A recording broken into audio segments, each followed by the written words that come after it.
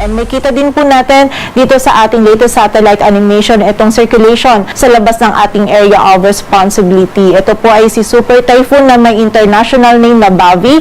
And base dito sa ating latest forecast track analysis ng bagyong Bavi, generally ito po ay kikilos pa west-northwestward patungo dito sa may bahagi or dito sa may silangan ng Taiwan. Papasok po ito ng ating area of responsibility between Tuesday evening or Wednesday early morning at bibigyan natin ng local name na Inday. Nakita po natin hindi ito tatama sa anumang bahagi ng ating kalupaan at kikilos lamang po ito dito sa may karagatan. Ngunit possible po yung close approach dito sa area ng Batanes. Most likely po yan by Friday or between Friday and Saturday. And also nakita din po natin itong area natin, itong yellow shaded circle maging yung red shaded circle, dito po na mararanasan yung mga malalakas hanggang sa mga matitindi pong hangin na dala ni bagyong Bavi. So mapapansin po natin medyo malawak yung sakop nito. Kaya ina-expect natin kahit po hindi ito tatama sa anumang bahagi ng ating kalupaan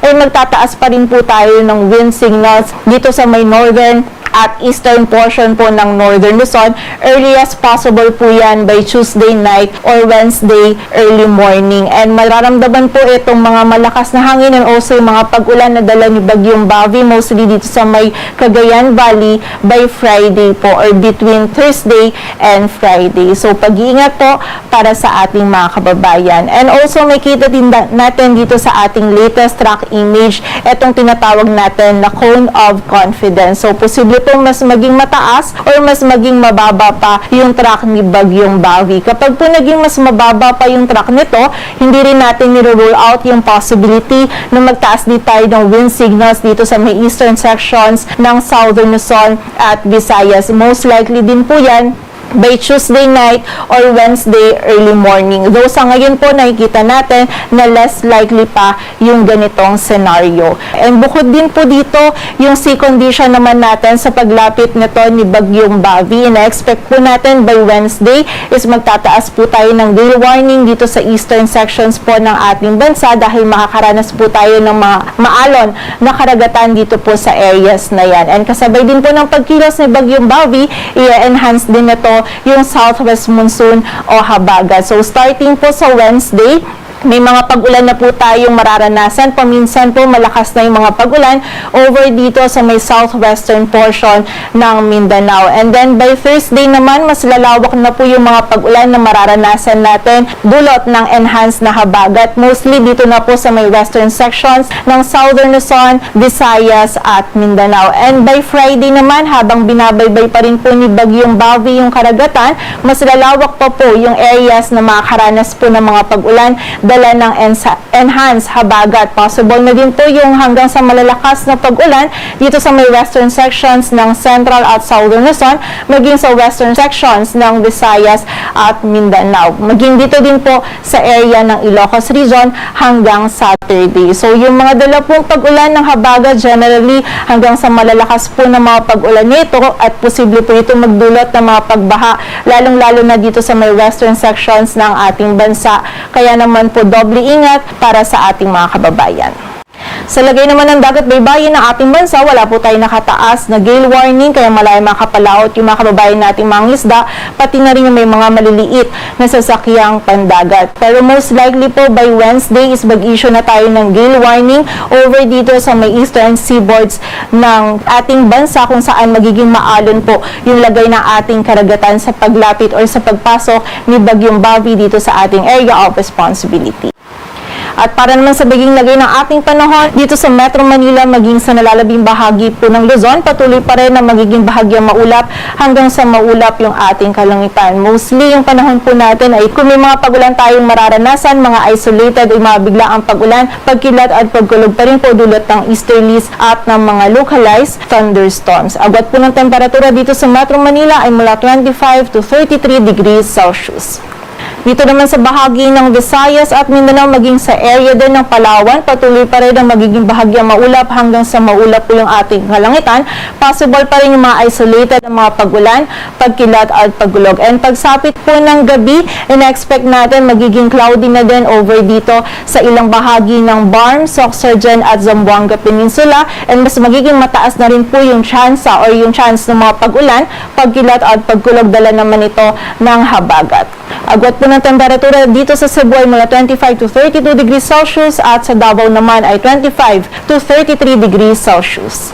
Ngunit sa mga susunod na araw, most likely po yung second half ng linggong ito, ina-expect natin itong si Bagyong Bavi, maging yung habagat po yung makakaapekto sa iba't ibang bahagi po ng ating bansa. Kaya continuous monitoring tayo and patuloy na magantabay sa updates. At kaugnay na po ng mga pag-ulan ay meron na po tayong initial na weather advisory from Wednesday afternoon to Thursday afternoon, kung saan possible na po yung 50 to 100 millimeters of rainfall dito sa area ng Sultan Kudarat at Sarangani, dala po ito ng habagat. And sa susunod po na issuance natin is madadagdagan pa po yung areas na posible makaranas ng more than 50 millimeters of rainfall.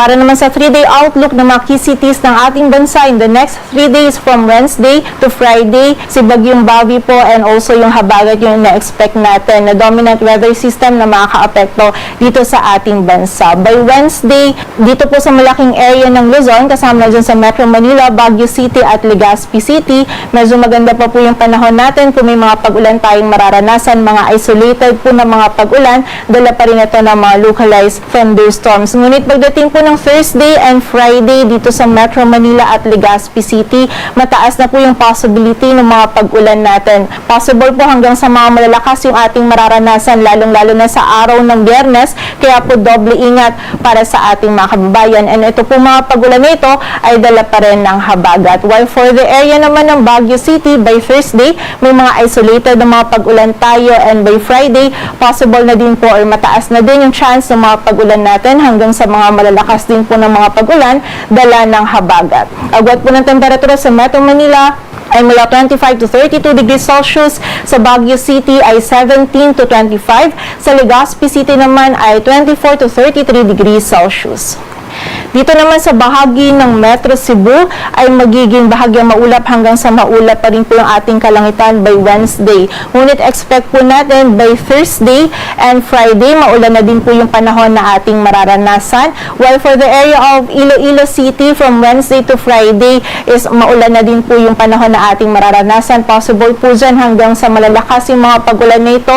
Pag-iingat po sa mga kababayan natin na prone sa flash floods at landslides. Also sa area din ng Tacloban City, by Wednesday or Thursday, kung may mga pag-ulan po tayo, mostly mga isolated na mga pag-ulan, but by Friday po, ina-expect natin may mga scattered na mga pag-ulan na din po tayo, dala pa rin ito ng habagat.